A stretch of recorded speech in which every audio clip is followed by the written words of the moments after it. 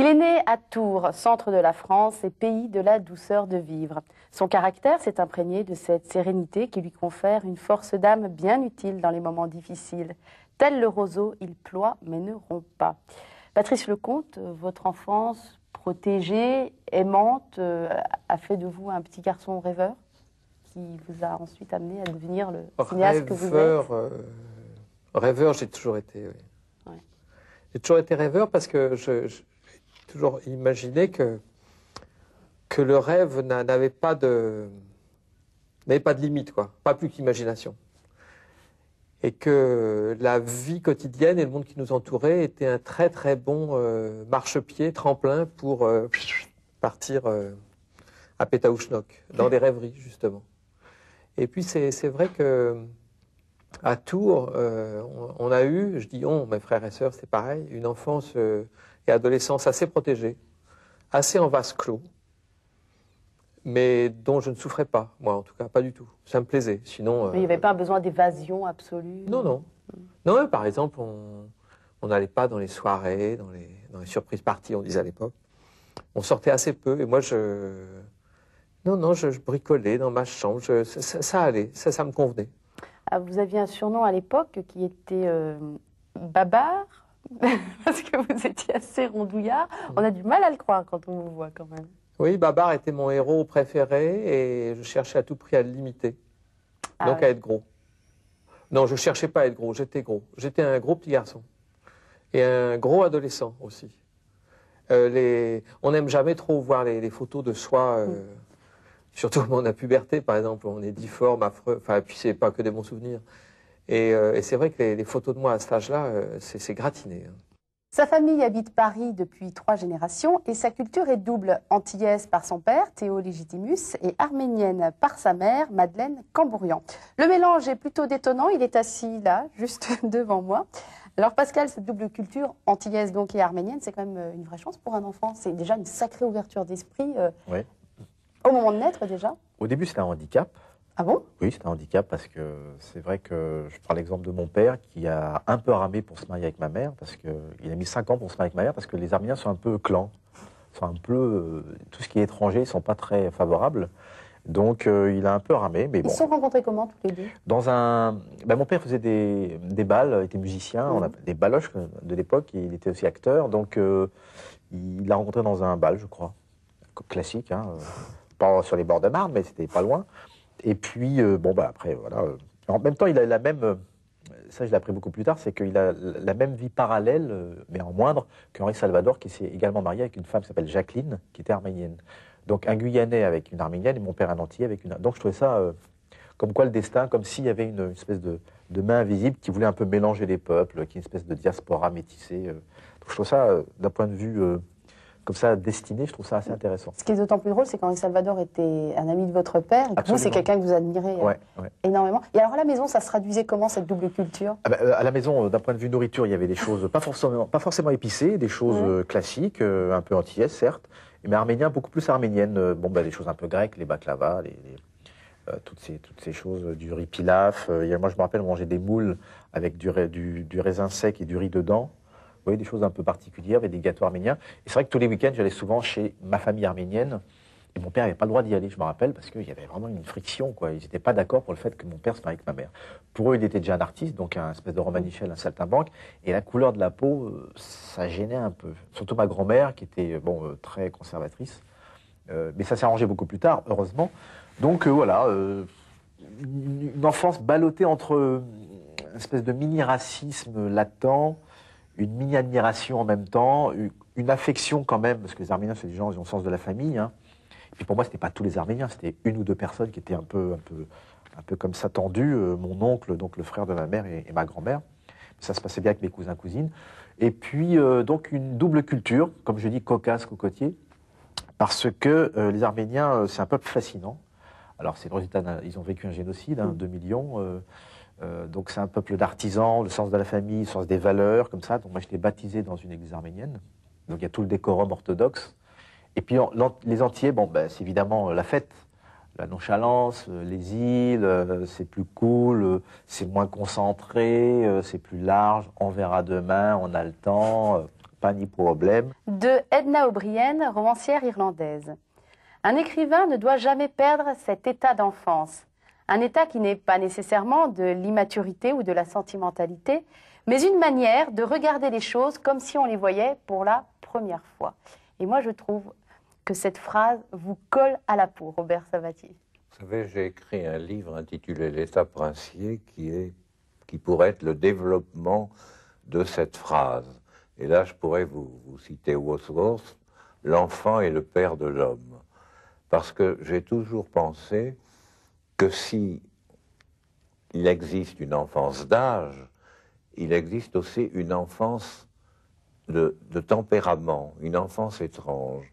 Et je pense que l'être humain qui garde cet état d'enfance toute sa vie, c'est-à-dire l'état d'accueil. On n'est pas critique au départ, on accueille l'état d'émerveillement, la curiosité, la réceptivité, eh bien, cet être humain-là est sauvé.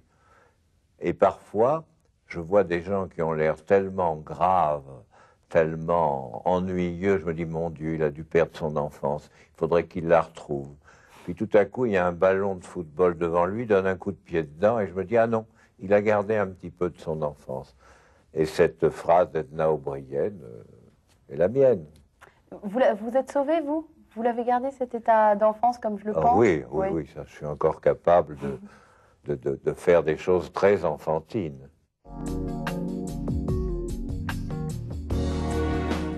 Les voyages, l'évasion, mon invité connaît. Avec son émission Faut pas rêver, il est amené à parcourir la planète en long, en large et surtout en travers, avec une prédilection pour l'Afrique. Et comme en journalisme, on nous apprend à resserrer les angles, à aller du plus large au plus précis, bien nous allons parler du Mali. Laurent Mignolas, le Mali, c'est un coup de foudre, hein, et qui remonte à quand exactement? Dans les années 85, je crois que c'était le premier grand voyage que je faisais. À titre personnel? Oui, tout à fait. Et là, bah, forcément, oui, bah, c'est le premier contact avec l'Afrique, etc. Puis j'y suis retourné, dans cette région un peu plus vaste qu'est le Sahel. Et je ne peux pas expliquer pourquoi il y a eu ce coup de foudre. Sans doute parce qu'il y avait ce sentiment de faire ce premier pas ailleurs, en termes génériques, ailleurs, loin. Et puis d'être vraiment dans ce qu'on croit être un autre monde, et qui est quand même le nôtre, et c'est important. Et puis voilà. Alors, je pense qu'il y a des paysages comme partout qui sont étonnants. Il y a des choses à voir, des gens, voilà, des gens. Voilà, des gens à rencontrer, des Maliens. Population qui, comme dans d'autres pays, a connu aussi des régimes politiques assez sévères, qui a des besoins de s'exprimer. Puis c'est un carrefour, le Mali, c'est ce qu'on appelle l'Afrique de l'Ouest, qui est quand même un petit peu au centre, enfin un peu au cœur de ce continent, et qui est à la croisée de différents chemins, avec un désert qui est juste à ses portes, enfin qui est une majorité du territoire, et puis en bas, on va dire une végétation beaucoup plus verte. Enfin, c'est des richesses, sur le plan religieux aussi, intellectuel, sur le plan culturel. Oh là là, c'est un pays merveilleux. Ouais. Vous le connaissez, acteur, vous savez sans doute moins, voire pas du tout, qu'il est aussi musicien. Son instrument de prédilection, c'est la guitare, et de préférence la guitare électrique. Et là, soudainement, j'ai une pensée de soutien pour sa famille et ses voisins. Jean-Luc Anglade.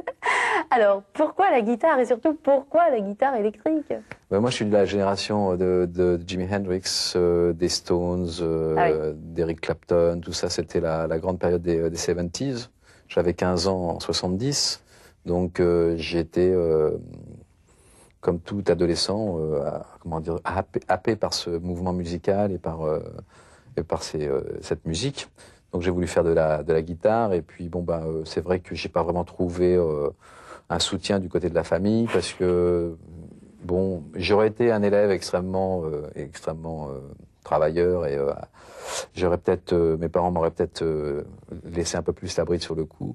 Mais en fait, comme j'étais pas très bon à l'école en plus, tout ça les inquiétait un peu. Finalement, j'ai pas pu concrétiser cette envie de devenir guitariste, de faire de la musique, quoi. Ça avait quelque chose d'inaccessible et qui l'est resté.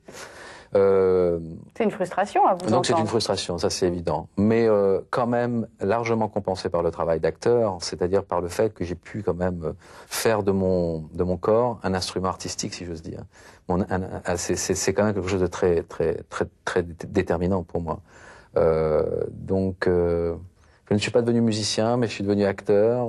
J'ai pas mal de contacts et d'amis musiciens, connus ou pas d'ailleurs, qui me disent, qui ressentent quand ils ont par exemple l'occasion de faire un petit tournage en tant qu'acteur, qui ressentent exactement le même genre de problème que moi je ressens quand je suis face à mon instrument, si vous voulez. C'est-à-dire la même insécurité. Et moi je leur dis, mais c'est formidable quand tu es acteur, tu as un texte, donc tu es en pleine sécurité. Et eux me disent, mais non, c'est pas vrai, au contraire, quand tu joues de la guitare, tu as ton instrument, donc c'est lui qui te protège. Et en fait, on est très proches. On est très proches, simplement on a choisi certainement, tout simplement, d'asseoir notre confiance sur chacun sur un instrument bien particulier, quoi. Moi, c'est comme ça que je vois les choses. Ces admirations vont à Gilbert Bécaud, Charles Trenet, Bourvil, Francis Lopez, Tino Rossi, Maurice Chevalier, Luis Mariano et surtout Frédéric Austerlitz Jr., plus connu sous le nom de Fred Astaire. Annie Cordy, pour une passionnée de comédie musicale comme vous, c'est normal. Voilà, ça paraît logique. C'est logique. D'aimer Fred Astaire, vous avez décidé d'en parler avec nous. Vous l'avez rencontré? Non, jamais. Oh bah alors? Ah non, je l'ai jamais rencontré. J'aurais bien voulu. Bah oui. Je l'ai jamais rencontré. J'ai rencontré Gene Kelly par contre à Paris, mais j'ai pas rencontré Fred Astaire. J'aurais aimé. Voilà. Mais Fred Astaire pour moi est un souvenir plus d'adolescente que maintenant, quoi, que maintenant. Pour moi, ça a été une révélation de voir cet homme avec cette élégance. Il était sublime, il portait bien l'habit, il portait bien le smoking, il avait des gestes extraordinaires. Et c'était un homme qui devait travailler comme un fou. Parce qu'il était très complet quand même, hein. Il savait faire énormément de choses. Il chantait. Oui. Il chantait, il dansait, et quand il était avec une femme, c'était sublime. Et toujours en légèreté aussi. Ah oui. Toujours. Ah oui, c'était vraiment quelque chose d'aérien. Et puis le système qu'il avait trouvé quand il marche comme sur les murs et au plafond, qui redescendait, moi j'étais baba. Fred Astaire pour moi c'était vraiment, et ça est toujours. Je trouve que l'esthétique pour moi c'est très important. Oui, sous mes dehors comme ça, moi je mets des chapeaux, je mets n'importe quoi sur la tête, chapeau de tailleur, je mets une casserole, je sais pas. Vous êtes très accessoire. Vous n'avez pas quelque chose à me mettre sur la tête? Une casserole? N'importe quoi. Ah, je suis désolée. Moi je mets n'importe quoi sur la tête. Mais c'est aussi une recherche d'esthétique finalement. Ça m'est égal. Mais, par contre, et je peux marcher les pieds en dedans, mais je reste féminine.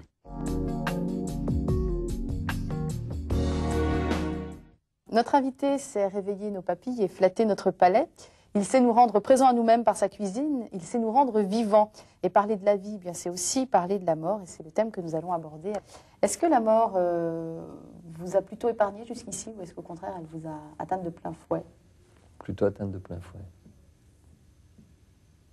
Vous avez perdu vos parents peut-être? Oui, ma mère, oui. Ma mère. C'était il y a longtemps? 79, donc oui. Ouais, ses parents partent toujours trop tôt, forcément. Mais la montagne, les copains, ouais. C'est accident de la vie. Ouais. Et qu'est-ce qui peut rendre l'idée de la mort plus supportable?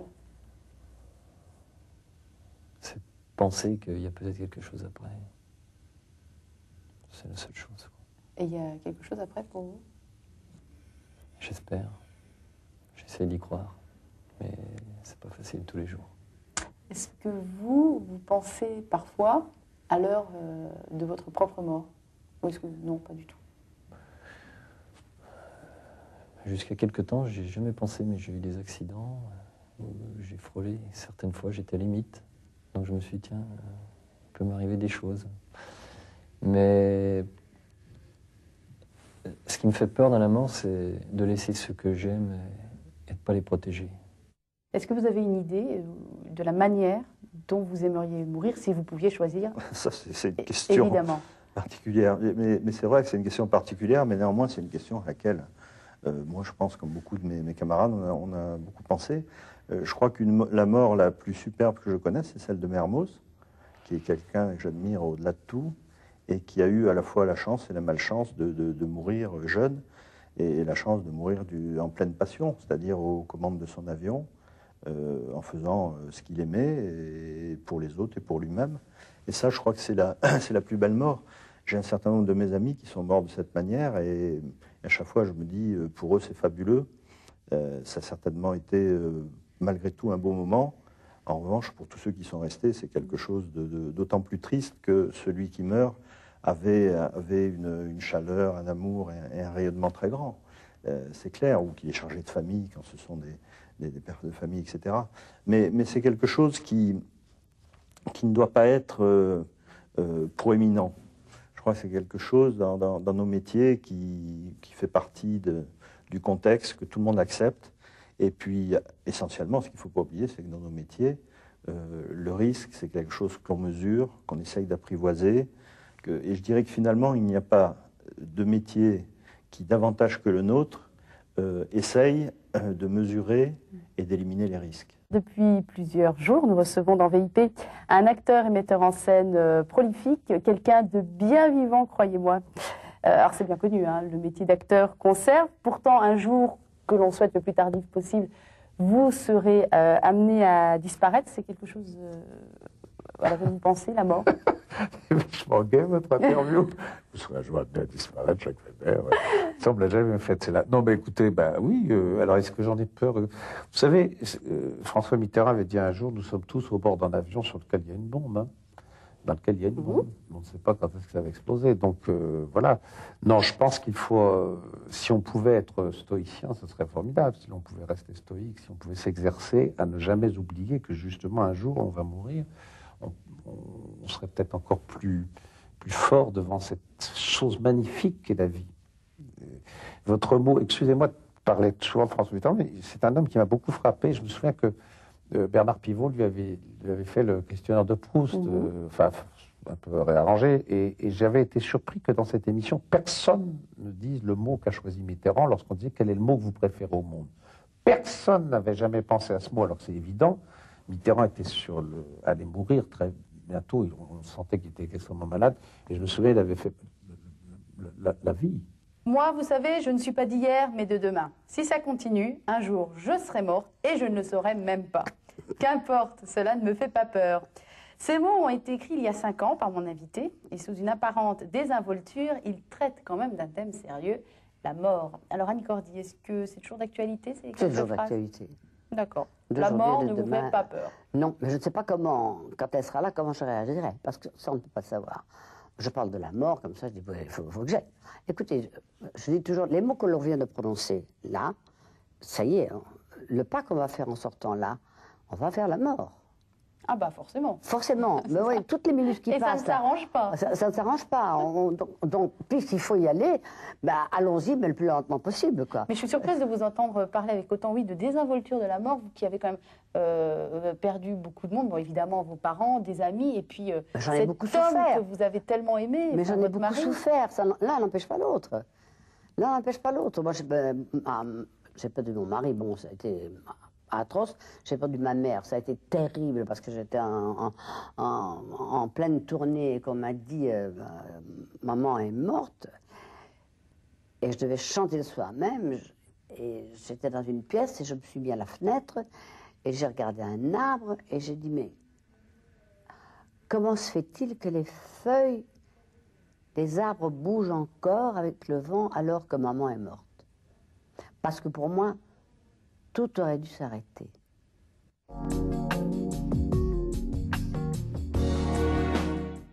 Il paraît que le rire est meilleur que la prière pour le salut de l'âme. Alors pour mon invitée, pas de souci, elle pratique et le rire et la prière avec ferveur. Elle est croyante et ne s'en cache pas. Anne Roumanoff, le rire est-il meilleur que la prière pour le salut de l'âme? Non, je pense pas, non. Je pense que c'est quand même mieux de prier.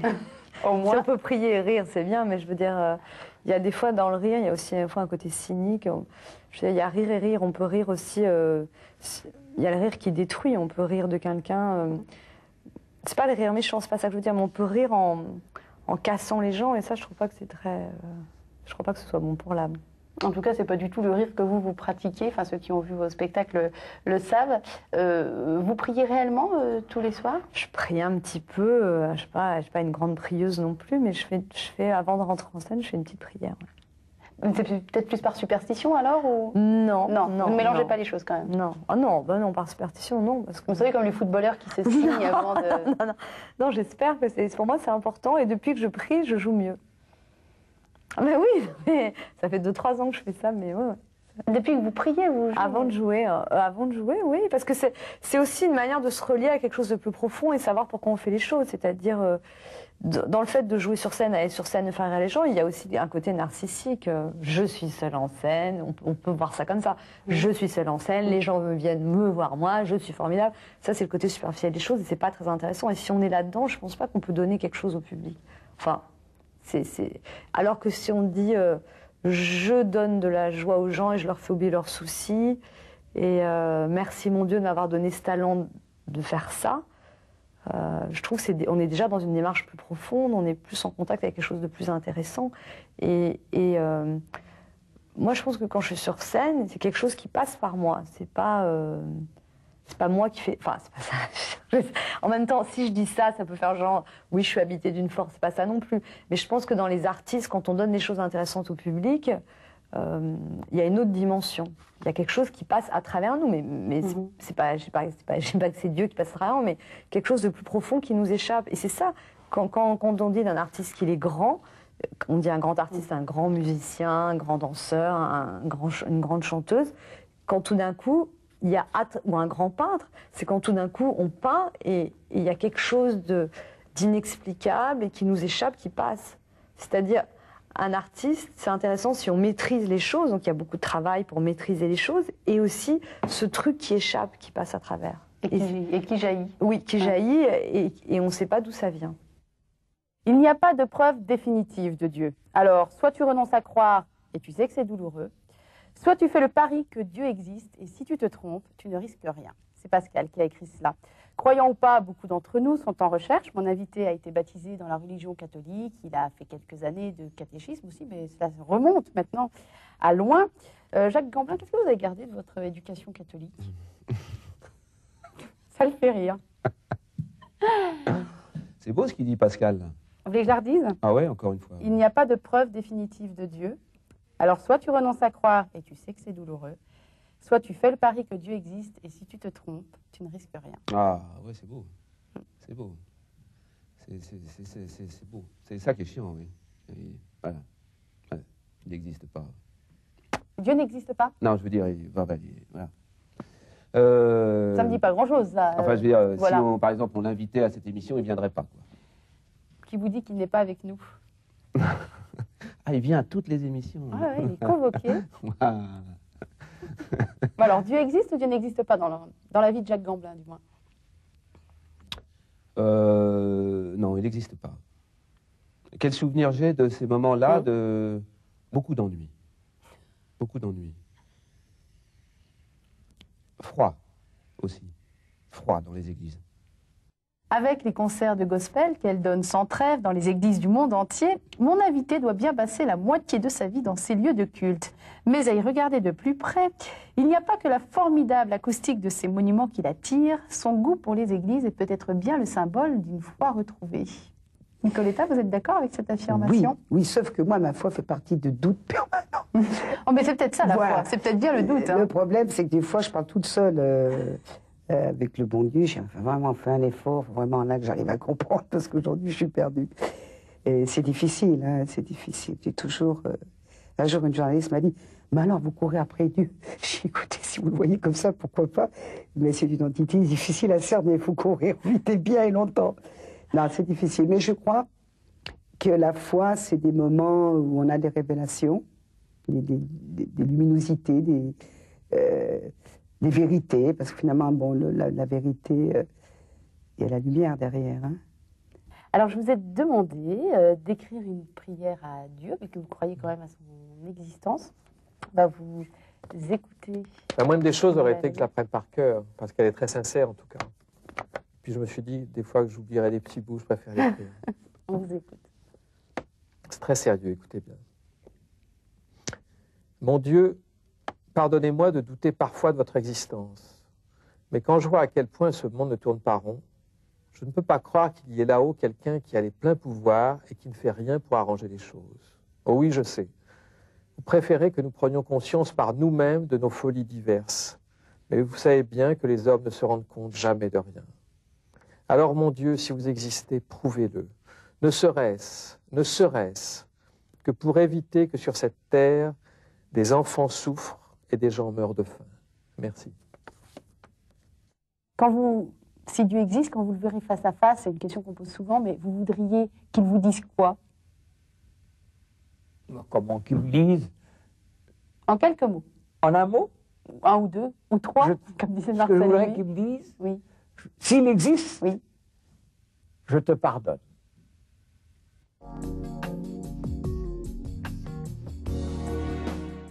Un cœur n'est juste que s'il bat au rythme des autres cœurs. Cette citation de Paul Éluard pourrait être une bonne définition de ce qu'est la compassion. Mon invité dit qu'elle travaille chaque jour sur ce point particulier. Alors sommes-nous tous capables de compassion? C'est la première question que je vous pose, Nicoletta. Est-ce que c'est donné à tout le monde, la compassion? Je ne sais pas. Je pense que c'est un sentiment qui s'oublie et qui paraît bien désuet. Mais je crois qu'il n'a jamais été aussi fortement ressenti par tout à chacun que ces derniers temps. Ne serait-ce par les événements violents qu'on nous montre à la télévision, comme le 11 septembre. Tu es obligé de compatir. Là, tout d'un coup, tu es américain. C'est normal.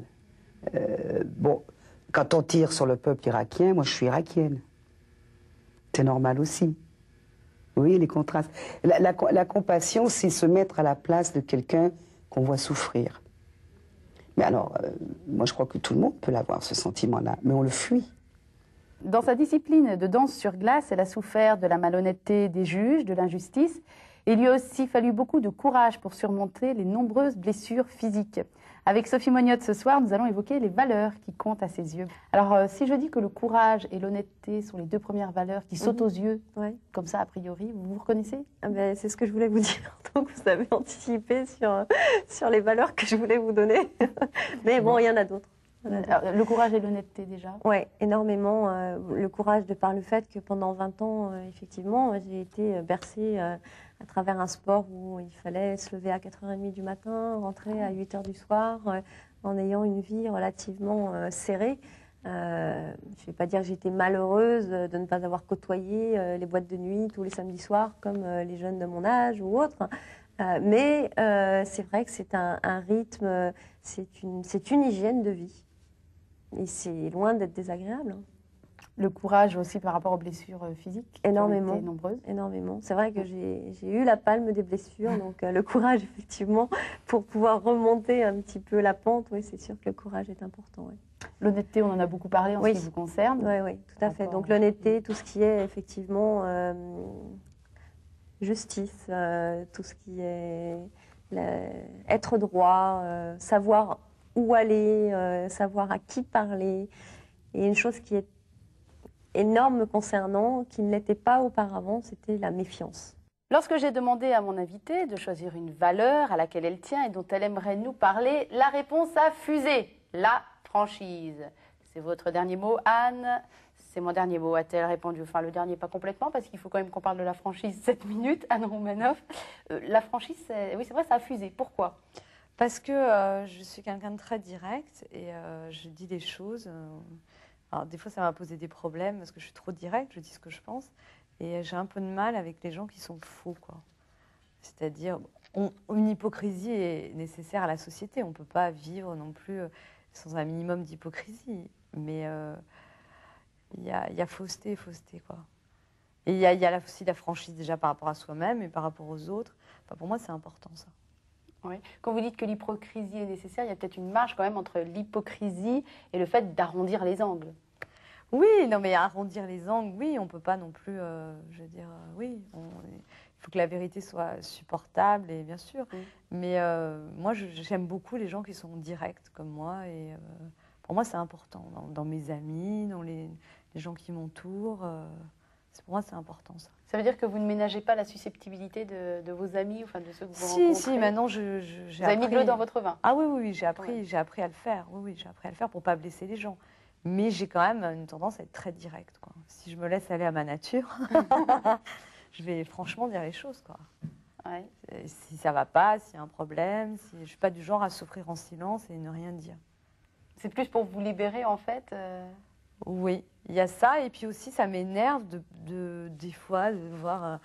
Enfin, je n'aurais pas pu être diplomate, clairement. Quoi. Le côté. On dit voilà, toc, c'est comme ça. Dans le métier, il est réputé pour sa gentillesse. Il dit même que la gentillesse est la noblesse de l'intelligence.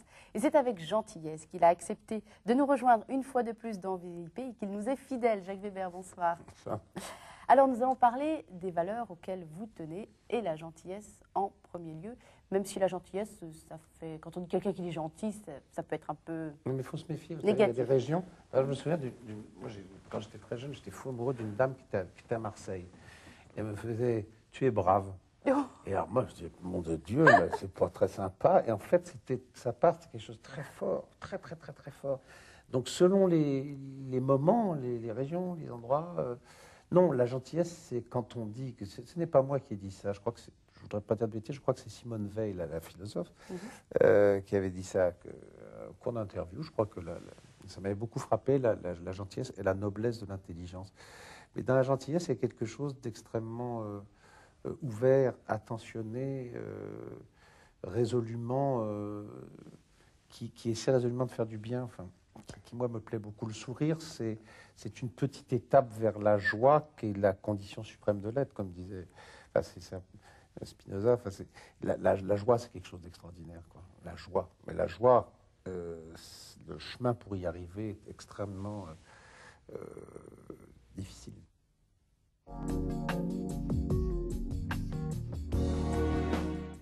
Vous avez une devise, vous, dans la vie? Oui, bêtement.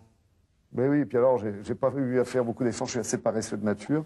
Et je l'ai piqué à quelqu'un qui est né en 1400, qui est mort sans doute en 1456, qui est originaire de Bourges et qu'on appelait Jacques Coeur. Ah, Jacques Coeur, bien sûr. Et c'est quelque chose qui ressemble à cœur vaillant, rien d'impossible. Quand on veut, on peut. Ah oui, il y a le côté chef de bande là, qui ressort. La volonté, ouais, la volonté pour moi, c'est que c'est. Bah oui, j'ai eu des obstacles quand même. Je me décourage pas. J'ai un but, j'avance. Je suis très volontaire. Ouais. La devise, quand vous m'avez dit, c'est quoi votre devise et tout Alors, c'est quoi? Mais non, il y en a une depuis toujours, c'est aucun rêve n'est impossible. Parce que ça, je suis sûr de ça. Si vous pensez que tel rêve est hors de votre portée et vous dites oh ouais mais ça non bon alors on part battu d'avance. Oui, c'est insupportable ça, être battu d'avance. C'est nul. Ça veut dire que vous avez aucun... Non, je vous assure, aucun rêve n'est impossible. À condition peut-être d'avoir une certaine niaque quand même. Oui, mais moi je m'arrange bien avec ça parce que je me dis que quand on veut quelque chose ou quelqu'un ou quand on tout est possible. Et quand on n'y arrive pas, je me dis, ah ben, c'est que c'était pas le bon moment. Voilà. Alors vous êtes allé souvent aux Jeux Olympiques. Il y a la fameuse devise des Jeux Olympiques qui est l'important, c'est de participer. Ah oui, non, je ne parlais pas de celle-là, je parlais de l'autre, plus haut. Altius, Fortius, oui. C'est quoi l'autre? Je me rappelle plus. Plus haut, plus vite, plus loin. Oui, tout à fait. Voilà. Oui. Vous avez une devise personnelle dans votre vie personnelle? J'avais donc une devise quand je patinais qui venait toujours de mon père, qui était travail, travail, travail. Ce que tu es en train de semer, un jour tu le récolteras. Il y en a une que j'ai beaucoup aimée et que j'ai toujours gardée. Je crois que c'est une devise de Guy Neumer. Et qui est, tant qu'on n'a pas tout donné, on n'a rien donné. Parce que, oui, c'est exigeant. Et, alors, ça a des inconvénients. Je crois que autant la tolérance, j'essaye de m'y reconnaître, mais j'avoue que j'ai encore beaucoup de chemin à faire. Autant dans cette devise, je me reconnais certainement beaucoup plus, ce qui amène beaucoup d'inconvénients aussi. Mais enfin, on ne change pas. Tant qu'on n'a pas tout donné, on n'a rien donné. C'est quelque chose que j'aime beaucoup. C'est quoi la devise d'Annie Cordy dans la vie? La devise. Si tu ne fais rien, pour les autres, tu ne fais rien pour toi-même. C'est pas moi qui ai écrit ça, c'est Goethe. On sort de Belgique pour aller en Allemagne. Ouais. Si tu pouvais répéter? Si tu ne fais rien pour les autres, Oui. tu ne fais rien pour toi-même. C'est-à-dire, si tu ne donnes pas, tu ne reçois pas. Si tu ne partages pas, tu n'auras rien. Et c'est très bien fait pour tes pieds. Voilà. Bien. Voilà. Le partage est important. D'ailleurs, quand moi je suis sur une scène, c'est le partage qui compte pour moi. C'est-à-dire faire partager la bonne humeur des gens. Moi je dis, laissez vos ennuis au vestiaire, vous occupez plus de rien, venez là. Alors 1h30, on va faire les fous, si vous avez envie de chanter, vous chantez. Allez, c'est important pour moi. Sur une scène, sur un fauteuil rouge. Hein. Oui, oui, mais c'est ce qui est le plus important pour moi. Les amis, pour moi, c'est essentiel, quoi. Essentiel. Et quand je dis que je suis ami jusqu'à la mauvaise foi, c'est vrai. Je veux me laisser cette possibilité de défendre un ami jusqu'à la mauvaise foi. Fais-toi confiance. Comme dirait Aubert et Barbara, la vie est un vivant poème et il a été écrit pour toi, quoi. Et donc il faut que tu traverses cette vie, quoi. Mais faut pas avoir peur, parce que la peur vous fait passer à côté de plein de choses. Donc peut-être que pour l'éducation, peut-être que c'est leur apprendre à la fois à être vigilant, bien sûr, à savoir faire la part des choses, mais surtout à leur dire va chercher tes rêves, quoi. Vas-y vraiment avec sans casque. C'est une toute petite phrase. Il faut faire et non pas dire. Ça vous résume bien parce que vous aimez l'action, vous. Oui, mais ça peut résumer plein de choses dans la vie, c'est vrai. Mais surtout le théâtre. Aussi. Oui, d'abord. Oui. Et puis ça résume fondamentalement le théâtre. Le théâtre, c'est du faire, c'est du, on agit. Et c'est une pensée en marche. On réfléchit avec ses mains et ses pieds au théâtre. Vous parlez beaucoup avec vos mains. Marc. Et après seulement on peut théoriser. Le problème, c'est que je pense que beaucoup de gens théorisent le théâtre, alors qu'ils ont oublié que c'était avant tout un art empirique qui peut se théoriser après. Après, moi j'adore lire des études sur le théâtre, sur l'évolution de la mise en scène, etc. Mais d'abord les répétitions, oui, d'abord au charbon. Surtout, on confond les choses, c'est-à-dire que on analyse après coup sur des œuvres, sur des choses qui ont été faites. Mais maintenant, on a tendance à vouloir faire de la théorie avant, d'exposer, d'expérimenter sur scène des théories comme ça, et qui font un peu suer le monde, quoi. Il faut faire et non pas dire. Ce sera donc la dernière phrase. Vous avez choisi un texte qui est de vous. Ben oui, parce que j'ai... Ça me fait plaisir. Ah bah écoutez, moi aussi. Alors voilà, c'est pour vous. Ça s'appelle des biscuits et du porc salé. Je vous expliquerai peut-être si on a le temps après. Mais alors, voilà. Il y a de la voile et de la mâture dans la charpente de mes poumons. Un souffle qui me fait mousser l'écume au coin de mes premiers sabords, ceux qui avaient du mal à se fermer le soir. Ça me va les départs. Je les ai déjà pleurés de toute façon. J'ai arpenté les quais, les hangars, j'ai tout en stock. J'ai même des cloques sur mes paumes. Je me suis amariné déjà, à force de printemps, quand les fleurs poussaient en jupe par champs entiers de filles rouges, poussées en ondes par la brise. Et j'en ai vu sauter, et des moins cons que moi, des garçons, à grandes enjambées, et qui revenaient le soir à l'écuelle décorée au pollen, la paix du galon auprès de nos désirs en herbe, les bras chargés de fleurs coupées, qu'ils allaient faner ensuite sur le zinc, déjà fiers de cette flore écrasée. Oui, je peux partir, les remous, les plaies purulentes des tempêtes, j'en ai des souvenirs à fond de tête, qui s'entassent dans le moisi, un bois d'ébène accumulé, des heures de veille couchées sur le dos, sous les plafonds trop bas de nos maisons de poupées. Combien de fois je les ai répétés, ces abordages de tête froide et persuadée. Laissez-moi vous montrer ce coup de main que je possède. Des cloques, je vous dis, des cloques. Une main serrant la drisse depuis l'artimon et l'autre qui façaille une moisson de gifles, des allées sans retour sur l'autre pont. Je vous coûterai pas cher. Je peux refiler ma part de vivre dans la disette. Je me suis tellement échoué sur des tables trop grasses et trop hautes, où des voix fortes, telles des sirènes de porcherie, attiraient dans leurs sillons glaiseux les plus peureux d'entre nous. Je prendrai ce qu'il y aura. Et vous, les boucanés de la gueule, avec vos dents de guano, vous pouvez refouler de la soute à chic, je ne ferai pas la chochotte. J'ai dans le nez, emprousté à jamais, des madeleines pourries de zones industrieuses. Donfleur, on voit le Havre, vous savez. Et voilà. Un homme riche dit alors, parle-nous du don. Il répondit, vous donnez peu lorsque vous ne donnez que vos biens. C'est en donnant de vous-même que vous donnez véritablement. En effet, Que sont vos biens, sinon des choses que vous gardez et défendez par crainte d'en avoir besoin demain? Et demain, qu'apportera demain au chien trop prudent qui enterre ses os dans le sable vierge lorsqu'il accompagne les pèlerins en marche vers la ville sainte? Et qu'est la peur du besoin, sinon le besoin lui-même? La peur de la soif, alors que vos puits sont remplis, n'est-elle pas la soif inextinguible? Certains donnent peu de l'abondance qu'ils possèdent. Ils le donnent pour faire parler d'eux, et ce souhait inavoué rend leur don impur. D'autres possèdent peu, mais le donnent totalement. Ce sont ceux qui croient en la vie, en sa munificence, et leurs coffres ne sont jamais vides. D'autres encore donnent avec joie, et cette joie est leur récompense. Il y a ceux qui donnent avec peine, et cette peine est leur baptême. Enfin, il en est qui donnent et n'éprouvent nulle peine à donner, pas plus qu'ils ne recherchent la joie ou qu'ils ne donnent avec le souci d'être vertueux. Ils donnent, comme le myrte là-bas dans la vallée exhale son parfum à travers l'espace. C'est par les mains des gens comme eux que Dieu s'exprime, et c'est par leurs yeux qu'il sourit à la terre. Il est bien de donner lorsqu'on vous en fait la demande, mais il est préférable de donner sans qu'on vous ait sollicité, et parce que vous en avez compris l'urgence.